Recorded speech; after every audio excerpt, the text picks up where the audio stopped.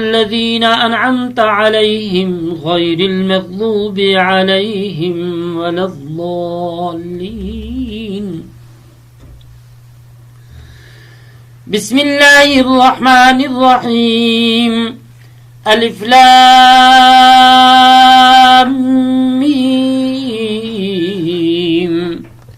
ذلك الكتاب لا ريب فيه هدى للمتقين الذين يؤمنون بالغيب ويقيمون الصلاة ومما رزقناهم ينفقون والذين يؤمنون بما أنزل إليك وما أنزل من قبلك وبالآخرة هم يوقنون.